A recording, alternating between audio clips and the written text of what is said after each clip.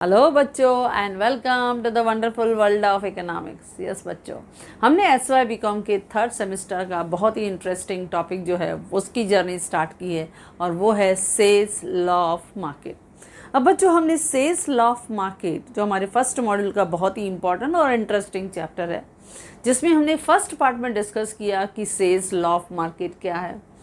अब इसमें हमने डिस्कस किया सेल्स law of market with assumption, जो ज़्यादातर हमारे यूनिवर्सिटी लेवल पे पूछा जाता है या कभी कभी पूछा जाता है कि एक्सप्लेन सेल्स law of market with features. तो हमने फीचर्स भी डिस्कस कर लिए। तो फीचर्स या हम लोग उसके अजम्पशंस कहें, वो हमने फर्स्ट पार्ट में डिस्कस किया। लेकिन कभी कभी इस सेल्स लॉ ऑफ मार्केट में से हमें एक क्वेश्चन और दिखाई देता है जो 10 मार्क के लिए आता है कि explain criticisms of sales law of market. हम क्रिटिसिज्म भी देखते हैं, लेकिन उसके साथ साथ आज हम एक और शॉर्ट नोट भी देखेंगे कि explain implication of sales law. इस सेल्स लॉ ऑफ मार्केट के इम्प्लीकेशंस क्या हैं, तो दोनों आज हम बहुत ईजिली डिस्कस करेंगे बच्चों। As you know that simplicity is our main motto. Now बच्चों, जब हमने देखा कि जे.बी. से ने, जो एक फ्रेंच इकोनॉमिस्ट था, जिसने हमें एक लॉ दिया, जो एक क्लासिकल इकोनॉमिस्ट था, और क्लासिकल इकोनॉमिस्ट ज़्यादातर हमेशा एक ही सोच को लेके आइडियोलॉजी को फॉलो करते थे कि supply create it's own demand. यानी उन्हें लगता था अगर प्रोडक्ट मार्केट में, फैक्टर मार्केट में अगर परफेक्ट कंपटीशन है तो जो कैपिटलिस्ट प्रोड्यूस करेंगे, that production of goods and services will generate enough income, इतनी इनकम जनरेट हो जाएगी, इतनी इनकम फैक्टर्स ऑफ प्रोडक्शन को मिल जाएगी कि they are ready to spend that income for those goods and services.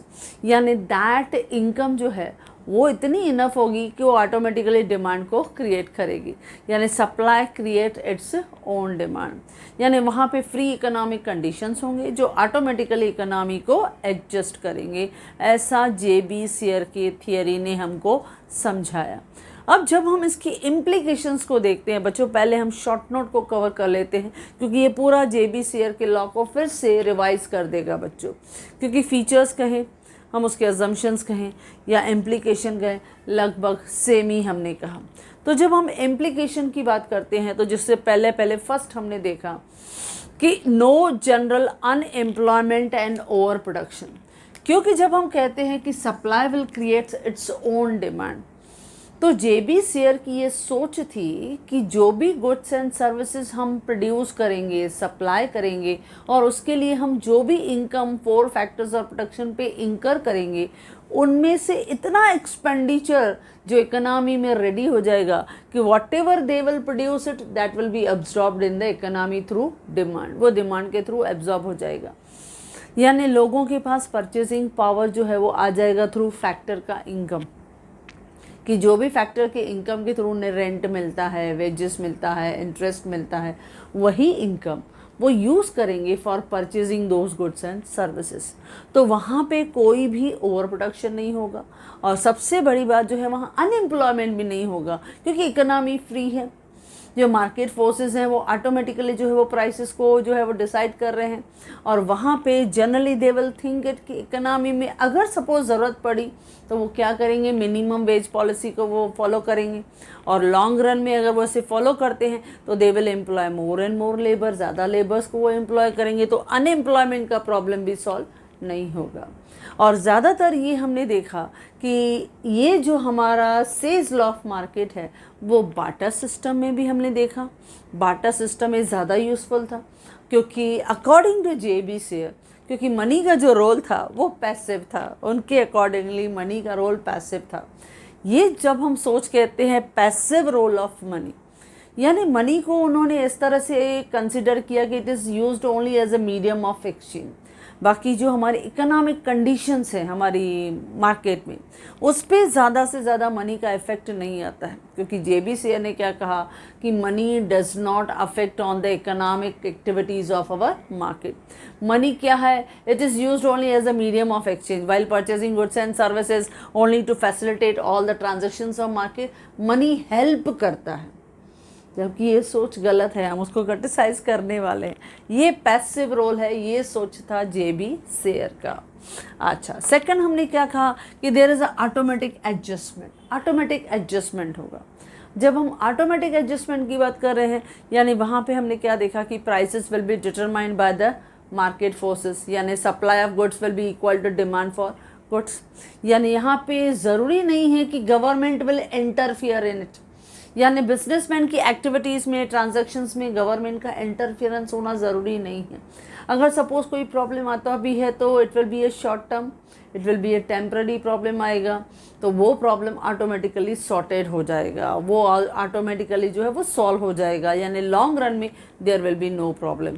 यानी उन्हें लगता था ऑटोमेटिक एडजस्टमेंट इकोनॉमी में होगी, उन्हें लगता था कि हमारी जो प्राइसेस हैं वो डिसाइड हो जाएंगी बाय द मार्केट फोर्सेस, यानी जिस तरह से डिमांड होगा, जिस तरह से सप्लाई होगा, उसी हिसाब से प्राइस डिसाइड हो जाएगी। तो कोई गवर्नमेंट का ज़रूरी नहीं है कि they will interfere in all the production की एक्टिविटीज़। जैसे आजकल गवर्नमेंट बहुत इंपॉर्टेंट रोल प्ले कर रही है बच्चों, वी नो दैट, कि बोरोइंग कैसे करनी है, या हमारी पब्लिक एक्सपेंडिचर किस तरह से करना है, पब्लिक डेप्ट को कैसे मैनेज करना है, हमारी फिस्कल पॉलिसी कैसी होगी, मॉनेटरी पॉलिसी कैसी होगी, यानी हमारी बहुत सी इकोनॉमिक डिसीजन में government play a very important role. क्योंकि ये इफ़ेक्ट आया, स्पेशली जो आइडियोलॉजी है, ये जो माइंडसेट था हमारे इकोनॉमिस्ट का, चेंज कब हुआ? Due to great depression of US के ग्रेट डिप्रेशन के समय जो ये क्लासिकल अप्रोच था, वो जो अप्रोच था, वो जो सोच थी, वो ब्रेक हो गई। क्योंकि हर इकोनॉमिस्ट को लगता था कि देयर इज़ ऑटोमेटिक एडजस्टमेंट, खुद ब खुद इनविजिबल हैंड्स जो हैं, यानी प्राइवेट सेक्टर्स जो हैं, वो अपने आप हैंडल करेंगे without the interference of the government. लेकिन government has to interfere it. लेकिन यहाँ पे जेबी शेयर का क्या कहना था? Automatic adjustment. नेक्स्ट था फ्लेक्सिबल रेट ऑफ इंटरेस्ट। अब जेबी शेयर ने ये भी कहा कि जो रेट ऑफ इंटरेस्ट है, ये सबसे इम्पॉर्टेंट डिटर्मिनेंट है for what? For maintaining saving और इन्वेस्टमेंट को इक्वलाइज करना, इक्विलिब्रियम करना। क्योंकि रेट ऑफ इंटरेस्ट जो है, जेबीसीए ने कहा, ये एक इम्पॉर्टेंट डिटर्मिनेंट है। हमारी इकोनॉमी में जो सेविंग होगी वही कन्वर्ट होगी इन्वेस्टमेंट में, और वहाँ पे ऑटोमेटिकली जो है वो इक्विलिब्रियम पोजीशन अटेन होगा।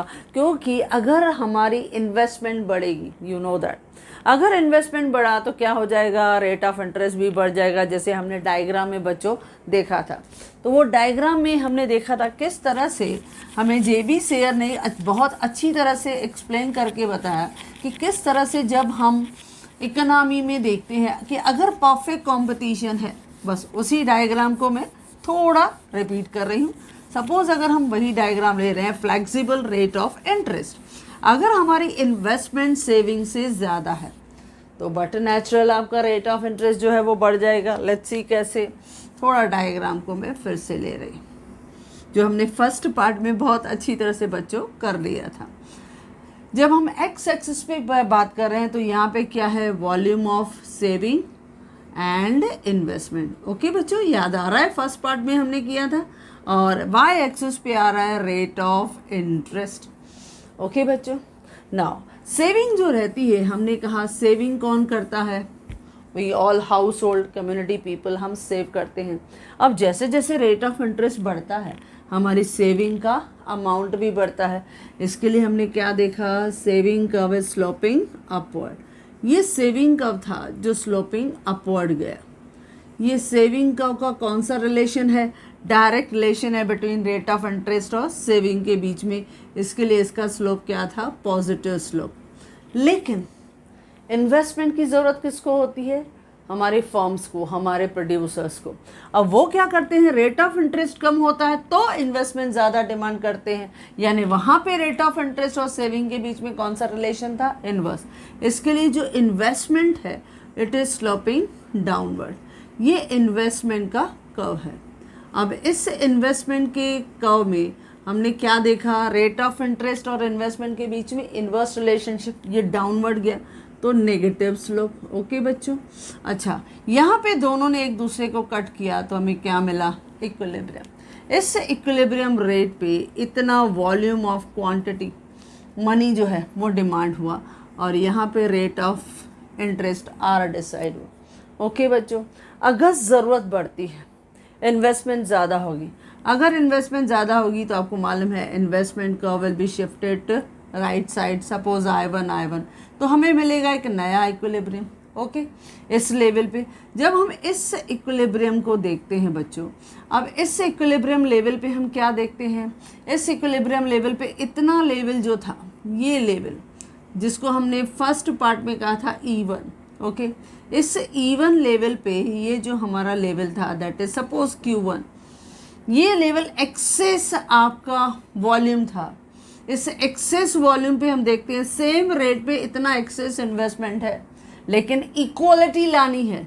इस इक्वलिटी लाने के लिए हमारा इक्विलिब्रियम इधर क्या आया, E2, क्योंकि यहाँ पे हमने देखा रेट ऑफ इंटरेस्ट हाई हो गया क्योंकि इन्वेस्टमेंट की डिमांड बढ़ गई। तो उस इन्वेस्टमेंट की डिमांड को बढ़ने के लिए हमने क्या किया, रेट को बढ़ा दिए। क्यों हम इतना एक्सेस अमाउंट जो है वो दें, भले कम अमाउंट लेकिन रेट को ज़्यादा देंगे। तो इस तरह से फ्लैक्सिबल रेट ऑफ इंटरेस्ट जो हमने विथ JB शेयर के थियरी के साथ बच्चों पढ़ा।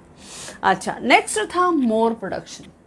अब मोर प्रोडक्शन ये भी हमने सेल्स लॉ ऑफ मार्केट में देखा, क्योंकि जिस मार्केट में हम देखते हैं कि generally there is no unemployment, यानी यहाँ पे हमें जो अनएम्प्लॉयमेंट का लेवल है वो तो दिखता नहीं है, फुल एम्प्लॉयमेंट है, क्योंकि सेल्स लॉ ने अज्यूम किया फुल एम्प्लॉयमेंट ऑफ रिसोर्सेज जो इंक्रीज करता है हमारा प्रोडक्शन की कैपेसिटी। क्योंकि अगर फुल एम्प्लॉयमेंट होगा यानी ऑल रिसोर्सेज को आपने फुल्ली एम्प्लॉयड कर दिया तो प्रोडक्शन तो बढ़ती ही जाएगी, तो हमारा प्रोडक्शन ज़्यादा होगा, प्रोडक्शन ज़्यादा होगा तो प्रोडक्टिविटी ज़्यादा होगी, यानी हमारी ज़्यादा से ज़्यादा प्रोडक्शन जो है वो हमारी इकोनॉमी में ज़्यादा से ज़्यादा सप्लाई को प्रोवाइड करेगी, और वही सप्लाई जो है वो हमारी इकोनॉमी में डिमांड को जनरेट करेगी। यानी हमारे इस JB शेयर ने कहा कि हमारे मार्केट में अगर देयर इज़ फुल एम्प्लॉयमेंट का position, full employment of resources है, तो it will help our producers to produce more output, यानी प्रोडक्शन बढ़ेगी और प्रोडक्टिविटी का लेवल भी बढ़ेगा। तो ये भी जनरली हमें यहाँ पे दिखाई देता है। नेक्स्ट जो हमने ऑलरेडी डिस्कस कर दिया that is passive role of money, क्योंकि JB शेयर का कहना है कि जो मनी है it does not affect all the economic activities of the market. Money क्या है, वो सिर्फ हमें सपोर्ट करती है, हेल्प करती है to facilitate all the transaction. It is used only as a medium of exchange. Last है सिक्स्थ, पिगुबियंस फॉर्मुलेशन। अब ये बच्चों हमारा थर्ड पार्ट होगा, क्योंकि पिगू जो है वो इस JB शेयर्स लॉ को अपने फॉर्म में किस तरह से डिस्क्राइब करता है। क्योंकि पिगू का कहना ये था कि JB शेयर्स का लॉ को हम जब फॉलो करते हैं तो उस समय फ्लेक्सिबल होना चाहिए, रेट ऑफ इंटरेस्ट वो फ्लेक्सिबल होना चाहिए, प्राइसेस वो फ्लेक्सिबल होनी चाहिए, वेजेस वो भी फ्लेक्सिबल होनी चाहिए। जब ये फ्लेक्सिबिलिटी का फॉर्मुलेशन हम अडॉप्ट करते हैं तो बट नेचुरल हमारी इकोनॉमी में फुल एम्प्लॉयमेंट जो है हम ईजिली अचीव कर सकते हैं। तो पिगू का व्यू क्या कहता था कि अगर हम वेज रेट को रिड्यूस करते हैं यानी minimum wage rate policy adopt करते हैं तो इससे क्या होगा, हमारी इकोनॉमी में मोर एम्प्लॉयमेंट आएगा। जितनी फ्लेक्सिबिलिटी ज़्यादा आपकी इकोनॉमी में, वेज रेट में फ्लेक्सिबिलिटी है तो लेबर की एम्प्लॉयमेंट ज़्यादा, अगर रेट ऑफ इंटरेस्ट की फ्लेक्सिबिलिटी ज़्यादा है तो इन्वेस्टमेंट ज़्यादा, यानी इन्वेस्टमेंट और सेविंग को हम इक्वलिटी लेवल पे ला सकते हैं। तो ये पिगू का माइंडसेट था। JB शेयर के लॉ ने उस समय पिगू के उसी अप्रोच को एक डिफरेंट एंगल से उन्होंने एक्सप्लेन किया, क्योंकि JB शेयर का ये कहना था कि rate of interest it play a equality, ये बहुत इंपॉर्टेंट डिटर्मिनेंट है to bring the equality between investment and saving. लेकिन पिगू जो था उसका अप्रोच था कि देयर मस्ट बी फ्लेक्सिबिलिटी। अगर हम थोड़ा फ्लेक्सिबल मोड रखते हैं, थोड़ा बदलाव लाते हैं, जैसा इकोनॉमिक कंडीशन है वैसे अगर हम लोग रेट ऑफ इंटरेस्ट को फ्लेक्सिबल रखते हैं तो इन्वेस्टमेंट ज़्यादा होगा। अच्छा, अगर हम वेजेस को थोड़ा रिड्यूस करते हैं तो हम एम्प्लॉयड ज़्यादा कर सकते हैं। तो पिगू का एक फॉर्मुलेशन था जो JB शेयर के लॉ को और ज़्यादा इम्पोर्टेंस देने लगा। ओके बच्चों, तो ये था इम्प्लीकेशन की पॉइंट्स। ओके, अब आते हैं कि ये जो पूरा लॉ था ये क्रिटिसाइज़ किया मॉडर्न इकोनॉमिस्ट JM कीन्स ने, क्योंकि मॉडर्न इकोनॉमिस्ट JM कीन्स जिसकी मॉडर्न थियरीज़ को हम पढ़ते आए हैं एट SY लेवल पे, जिसने 1936 में हमें बहुत ही इम्पोर्टेंट बुक दिया, that is theory of income and employment, interest and money.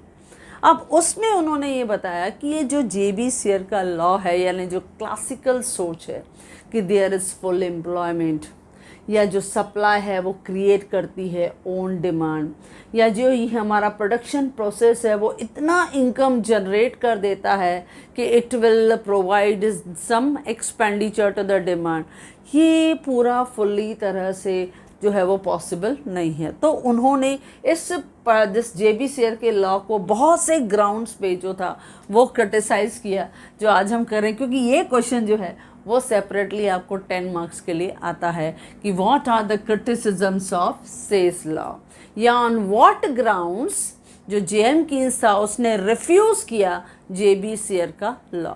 तो बहुत सारे रीजंस थे जिस बेसिस पे हमारे modern economist John Maynard Keynes ने इस लॉ को जो है वो थोड़ा रिफ्यूज़ किया या क्रिटिसाइज़ किया। जैसे फर्स्ट हम देखते हैं, सेस लॉ इज़ अनरियलिस्टिक, क्योंकि सेस लॉ ने क्या कहा कि सप्लाई क्रिएट करेगा इट्स ओन डिमांड, यानी ये एक सप्लाई साइड अप्रोच है बच्चों। इसने हमारे एग्रीगेट डिमांड के अप्रोच को कंसिडर नहीं किया, इम्पोर्टेंस नहीं किया। कस्टमर क्या चाहता है, उसकी लाइक्स एंड डिसलाइक्स क्या है, उसके प्रेफरेंस क्या है, मार्केट में क्या फैशन चल रहा है, क्या ट्रेंड चल रहा है, वो नहीं है। What ever we produce it that will be consumed. तो ये सोच जो थी वो रॉन्ग है, क्योंकि आज अगर हम देखते हैं जो कस्टमर को चाहिए वही प्रोड्यूसर प्रोड्यूस करता है। तो ये सेल्स लॉ जो कहता है कि जो सप्लाई है वो क्रिएट करेगी डिमांड को, जो हमारे प्रोडक्शन प्रोसेस है वो इतना इनकम जनरेट करेंगे कि it will provide expenditure for the demand, और वहाँ पे फुल एम्प्लॉयमेंट ऑफ रिसोर्सेज होगा, then only the equality between the income and saving, यानी investment and saving can be possible. तो ये कहा उसने, ये पूरा अनरियलिस्टिक अप्रोच है, यानी सेल्स लॉ जो है वो अनरियलिस्टिक टू फॉलो है। सेकंड उसने क्या कहा, अंडर एम्प्लॉयमेंट का इक्विलिब्रियम, ये उसने सबसे बड़ा इम्पोर्टेंट जो था क्रिटिसिज्म दिया, क्योंकि जब भी हम क्लासिकल थियरीज जो भी देखते हैं, चाहे वो एडम स्मिथ की थियरी हो, चाहे वो डेविड रिकार्डो की थियरी हो, JS मिल की थियरीज़ हो, पिगुएंस थियरीज़ हो, जितने भी क्लासिकल इकोनॉमिस्ट हैं उनका ये कहना होता है कि परफेक्ट कंपटीशन है प्रोडक्ट मार्केट में, फैक्टर मार्केट में, फुल एम्प्लॉयमेंट का लेवल है। लेकिन ये पहला पर्सन था मॉडर्न इकोनॉमिस्ट JM कीन्स, उसने कहा equilibrium is possible even less than full employment, क्योंकि किसी भी इकोनॉमी में फुल एम्प्लॉयमेंट होना पॉसिबल नहीं है कभी कभी, क्योंकि हम देखते हैं, क्योंकि ये प्रॉब्लम है हमारी बहुत सारी इकोनॉमीज़ में कि full employment of resources is not possible. कुछ इकोनॉमीज़ ऐसी भी हैं जहाँ पे स्टिल जो है हम अंडर एम्प्लॉयमेंट देखते हैं, जैसे डेवलप्ड इकोनॉमी देखें वहाँ पर भी इस तरह से कैपिटलिस्ट इकोनॉमी है, फिर भी अंडर जो एम्प्लॉयमेंट है वो दिखाई देता है, अनएम्प्लॉयमेंट है वो दिखाई देता है। तो अंडर एम्प्लॉयमेंट इक्विलिब्रियम, यानी उनका ये कहना था कि हमारी इकोनॉमी में ज़रूरी नहीं है इक्विलिब्रियम लेवल पे हो, less then full employment level पे भी इक्विलिब्रियम जो है वो पॉसिबल है। तो ये हमारे इस मॉडर्न इकोनॉमिस्ट ने प्रूव करके भी दिखाया। और बच्चों, हमने इफेक्टिव डिमांड के चैप्टर की जर्नी में वो सीखा भी है कि हमारी इकोनॉमी में इफेक्टिव डिमांड कहाँ होता है, जहाँ aggregate demand price is equal to aggregate supply price. और ज़रूरी नहीं है वहाँ पे हर हमारी इकोनॉमी के रिसोर्सेज फुल्ली एम्प्लॉयमेंट हो, लेस देन अगर फुल एम्प्लॉयमेंट है तो भी इक्विलिब्रियम इज पॉसिबल। ओके बच्चों, नेक्स्ट है non flexibility of wages. Now अब हमारे इस मॉडर्न इकोनॉमिस्ट का कहना था कि wage cut is not the solution. अगर हम वेजेस को कट करेंगे यानी रिड्यूस करेंगे तो वो सॉल्यूशन नहीं है, जो हमारे पिगू का फॉर्मुलेशन है, हमारा लास्ट हम लोग तैयारी करने वाले। ये भी क्लासिकल सोच थी, लेकिन मॉडर्न इकोनॉमिस्ट कहते हैं कि अगर हम वेजेस को कट करेंगे, अगर आपने वेजेस को रिड्यूस किया देखो आपने इनकम कम किया, आपने वेजेस कम किया, तो बट नेचुरल हमारा परचेजिंग पावर भी रिड्यूस होगा। परचेजिंग पावर रिड्यूस होगा तो एग्रीगेट डिमांड कम हो जाएगी। एग्रीगेट डिमांड कम हो जाएगी तो प्रोड्यूसर्स जो है वो प्रोड्यूस कम करेंगे, उनकी इनकम कम हो गई, उनकी आउटपुट कम हो गई, तो एज अ रिजल्ट एम्प्लॉयमेंट भी कम होगी, यानी अनएम्प्लॉयमेंट का प्रॉब्लम बढ़ेगा। अच्छा, सिर्फ यहाँ तक ही नहीं, जब हम वेज कट की बात करते हैं, जब प्रोड्यूसर्स कहते हैं कि now we will try to reduce your wages, तो आप बताओ क्या लेबर्स इजीली वेजेस रिड्यूस करने के लिए मानते हैं? नहीं। सबसे बड़ा चैलेंज होता है ट्रेड यूनियंस, वही फाइट करते हैं विद एंटरप्रेन्योर्स के साथ, विद प्रोड्यूसर्स के साथ कि you can not reduce the wages of workers. तो non flexibility of wages generally we will find in our economy, तो ये भी पॉसिबल नहीं है बच्चों। नेक्स्ट है role of money is neglected, जो हमने अभी अभी कहा कि पैसिव रोल ऑफ मनी। अब बच्चों हमने डिमांड फॉर मनी का चैप्टर, उसकी जर्नी किया है, और इसमें भी हमने मॉडर्न इकोनॉमिस्ट जे.एम. कील्स का रोल भी सीखा है। क्योंकि जब हम डिमांड फॉर मनी करते हैं तो बहुत से मोटिव होते हैं हमारे माइंड में, वाई वी नीड मनी। हमारे पास ट्रांजैक्शनरी मोटिव है, हमारे पास प्रिकॉशनरी मोटिव है, हमारे पास स्पेकुलेटिव मोटिव है, इतने सारे पर्पसेस के लिए वी नीड मनी। आजकल मनी के बगैर हम लोग कुछ सोच सकते हैं? नहीं। We will try to work hard, हम हर चीज़ करते हैं possible to get more and more amount of money. तो मनी का रोल जो है वो बहुत ज़्यादा है। अगर हमें अपनी इकोनॉमी को ग्रो करना है, डेवलप करना है, तो ज़्यादा से ज़्यादा मनी का रोल जो है, इतनी सारी फिस्कल पॉलिसी हो, मॉनेटरी पॉलिसीज़ हो, तो अमाउंट ऑफ मनी तो हमें ज़्यादा चाहिए। लेकिन वो रोल ऑफ मनी जो था वो इस क्लासिकल थियोरी ने निगलेक्ट किया, जो हमें दिखाई नहीं दिया। नेक्स्ट है self adjustment is not possible. क्योंकि हमने पहले ही कहा क्लासिकल इकोनॉमिस्ट को लगता था कि जो गवर्नमेंट है वो फ्री वर्किंग ऑफ इकोनॉमी में इंटरफियर नहीं करेगी, यानी हमारी इकोनॉमी में ऑटोमेटिकली जो है वो लेबर मार्केट में एडजस्टमेंट हो जाएगी, प्रोडक्ट मार्केट में एडजस्टमेंट हो जाएगी, demand will be equal to its supply, automatically होएगा। अगर कोई प्रॉब्लम आएगा भी तो वो शॉर्ट टर्म होगा, टेम्प्ररी होगा, लॉन्ग रन में डिसअपीयर हो जाएगा। लेकिन ऐसा नहीं हुआ। जब ग्रेट डिप्रेशन ऑफ 1930 आया, यूएस जैसी इतनी स्ट्रॉन्ग, फाइनेंशियली स्ट्रॉन्ग इकोनॉमी जो थी वो भी ग्रेटली अफेक्टेड हुई। उसके बाद इकोनॉमिस्ट की सोच बदली, उन्होंने टोटली अपने थियरीज को चेंज किया कि गवर्नमेंट का इंटरवेंशन प्रॉपरली होना चाहिए, क्योंकि गवर्नमेंट का पब्लिक एक्सपेंडिचर क्या होगा, पब्लिक रेवेन्यू किस तरह से होगा, पब्लिक बोरोइंग कैसे होगी, पब्लिक डेप्ट को कैसे मैनेज किया जाएगा, किस तरह से फिस्कल पॉलिसी बनाई जाएगी, किस तरह से मॉनेटरी पॉलिसी बनाई जाएगी। तो self adjustment is not possible. It is very necessary कि गवर्नमेंट जो है वो हमारे बहुत से प्रोग्राम्स एंड पॉलिसीज़ में इंटरफियर करके, अगर रिसेशन आया है उसमें से we will try to overcome, inflation आया है we will try to reduce it, ताकि इकोनॉमी को हम स्टेबलाइज कर पाएँ। तो गवर्नमेंट का इंटरफियरेंस इज मस्ट।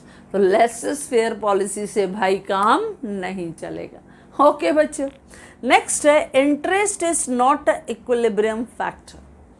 अब जेबी शेयर का कहना था, उन्होंने रेट ऑफ इंटरेस्ट को ही ज़्यादा से ज़्यादा इम्पोर्टेंस दिया, लेकिन जे.एम. कीन्स का कहना था इंटरेस्ट नहीं, इनकम जो है वो ज़्यादा इम्पॉर्टेंट डिटर्मिनेंट है, फैक्टर्स है। जब हम इकोनॉमी का ग्रोथ लेवल देखते हैं, डिमांड लेवल देखते हैं, तो जब हम सेविंग की बात करते हैं बच्चों, अब यहाँ पे सेविंग किससे अफेक्टेड हुई? रेट ऑफ इंटरेस्ट से, बराबर। लेकिन जे.एम. कीन्स का कहना है कि ये सिर्फ इंटरेस्ट हमारे इक्विलिब्रियम फैक्टर नहीं है कि investment will be equal to saving. क्योंकि जब हम सेविंग की बात करते हैं तो अगर इनकम ज़्यादा तो अवर सेविंग ज़्यादा, इनकम कम तो सेविंग कम, तो इसके डिटर्मिनेंट्स डिफरेंट है सेविंग के। अच्छा, अगर हम इन्वेस्टमेंट की बात करते हैं तो बच्चों हमने इन्वेस्टमेंट की भी जर्नी की है बच्चों। अब इन्वेस्टमेंट भी दो फैक्टर से अफेक्टेड होती है। Number one, rate of interest जो हमें क्लियरली दिखाई देता है, rate of interest come, borrowing cost जो है वो चीपर रहती है तो इन्वेस्टमेंट ज़्यादा। और दूसरा रहता है मार्जिनल एफिशिएंसी ऑफ कैपिटल, वो भी हमने बच्चों देखा। तो ये जो है वो इन्वेस्टमेंट के फैक्टर्स डिफरेंट हैं, लेकिन सेविंग के फैक्टर्स डिफरेंट हैं। तो ओवरऑल जो इंटरेस्ट है, हम लोग कहते हैं interest is not the equilibrium factor between the income and investment, दोनों के बीच में। क्योंकि what ever we will earn, जब हम इनकम भी कमाते हैं तो इनकम का मैक्सिमम हिस्सा हम कंजम्पशन पे खर्चा करते हैं, और थोड़ा जो हमारा फ्रैक्शन अमाउंट रहता है we will try to divert towards the saving, वही कन्वर्ट होता है इनकम में। इसके लिए मार्शल का ऐसा J.M. कीन्स का कहना है कि जो इन्वेस्टमेंट है और सेविंग है वो दोनों इक्विलिब्रियम लेवल पे नहीं दिखाई देता। ओके बच्चों, नेक्स्ट है कि over production is possible. Over production is possible, जबकि हमने यहाँ पे फर्स्ट पॉइंट किया कि over production is not possible, unemployment is not possible. लेकिन हमारे मॉडर्न इकोनॉमिस्ट J.M. कीन्स का कहना है no, over production is possible, क्योंकि बहुत से इकोनॉमी में हम देखते हैं कि there is excess supply than demand. हम डिमांड से ज़्यादा सप्लाई करते हैं, हम डिमांड से ज़्यादा प्रोड्यूस करते हैं, इसकी वजह से हमें ओवर प्रोडक्शन दिखाई देती है। अच्छा, उसके पीछे जब हम देखते हैं कि ओवर प्रोडक्शन की जब हम बात करते हैं कि देयर इज़ ओवर प्रोडक्शन, कि वहाँ पे ओवर प्रोडक्शन है, तो उस ओवर प्रोडक्शन में भी हम क्या देखते हैं कि जब हमारी इकोनॉमी में सेविंग है तो पूरा का पूरा सेविंग क्या इन्वेस्टमेंट में हम कन्वर्ट करते हैं? नहीं करते हैं। उसमें इन्वेस्टमेंट जो रहता है वो थोड़ा थोड़ा रहता है, हम थोड़ा पार्ट अपने लिए फॉर फ्यूचर्स के लिए या फॉर स्पेकुलेशन पर्पस के लिए, फिर भी अपने पास जो है वो आइडल कैश जो है वो बचा के रखते हैं। इसके लिए कभी कभी ओवर प्रोडक्शन हमें दिखाई देता है, क्योंकि कंप्लीट उसमें इन्वेस्टमेंट में जो है वो कन्वर्ट नहीं होता है, तो इसकी वजह से भी ओवर प्रोडक्शन हमें दिखाई देती है। या जनरली जैसे हमने कहा कि हमारे जितने भी प्रोड्यूसर्स हैं they always try to produce more than supply, demand, वो डिमांड से ज़्यादा सप्लाई करते हैं, इसके लिए ओवर प्रोडक्शन रहती है, क्योंकि उनके सामने एक्सपेक्टेशन होता है कि पॉपुलेशन ज़्यादा है तो डिमांड ज़्यादा होगी। लेकिन कभी कभी ऐसा है कि उन्हें वहाँ से उतनी डिमांड नहीं मिल पाती है तो ओवर प्रोडक्शन है, उतना सेल नहीं मिल पाता है, उतना मार्केट से जो है वो उतनी डिमांड नहीं मिल पाती है, तो over production is there. They will try to satisfy the needs of different market, अलग अलग मार्केट। जैसे अभी हर इकोनॉमी एट प्रेजेंट क्या है, ओपन इकोनॉमी है, तो ज़रूरी नहीं है कि वो सिर्फ अपने डोमेस्टिक नीड्स को सेटिस्फाई करना चाहता है, वो इंटरनेशनल नीड्स को भी सेटिस्फाई करना चाहता है। इसके लिए ओवर प्रोडक्शन इज पॉसिबल, वो पॉसिबल है। नेक्स्ट है demand create its own supply, totally reverse of J.B. Share का लॉ। क्योंकि J.B. शेयर क्या कहता है, supply create it's own demand. लेकिन जो हमारा मॉडर्न इकोनॉमिस्ट है J.M. कीन्स, उनका कहना है नहीं भाई, ऐसा नहीं होता है, सप्लाई से डिमांड क्रिएट होगी, नो, डिमांड से सप्लाई क्रिएट होता है, यानी demand creates its own supply. क्योंकि जो पब्लिक को पसंद है, जो कस्टमर को पसंद है, जिसमें उसकी सेटिस्फैक्शन है, जो उसकी चॉइस है, जो लेटेस्ट फैशन है, उसी को ही प्रोड्यूसर प्रोड्यूस करेगा। क्योंकि अगर वो कंज्यूमर्स को सेटिस्फाई करेगा तो बट नेचुरल वो प्रोडक्ट बिकेगा, उसकी वजह से वो इनकम कमाएगा, उसकी वजह से वो प्रॉफिट अर्न करेगा। तो demand creates its own supply, जो कस्टमर को पसंद है वही प्रोड्यूसर प्रोड्यूस करेगा। तो complete opposition of J.B. Shares का। ओके बच्चों, नेक्स्ट आता है स्टेट इंटरवेंशन। क्योंकि मॉडर्न इकोनॉमिस्ट जितने भी अभी एट प्रेजेंट जितने भी हमारी थियरीज बनती हैं उनमें उनका अभी डिफरेंट अप्रोच है, totally opposite of classical approach. क्योंकि क्लासिकल इकोनॉमिस्ट कहते थे कि स्टेट इंटरवेंशन नहीं होना चाहिए, गवर्नमेंट का इंटरफेरेंस नहीं होना चाहिए, फ्री वर्किंग ऑफ इकोनॉमी होनी चाहिए, यानी हमारे मार्केट फोर्सेस जो हैं वो ऑटोमेटिकली डिसाइड करेंगे, गुड्स मार्केट हो, फैक्टर मार्केट्स हो, उसमें प्राइसेस को डिटरमाइन करेंगे।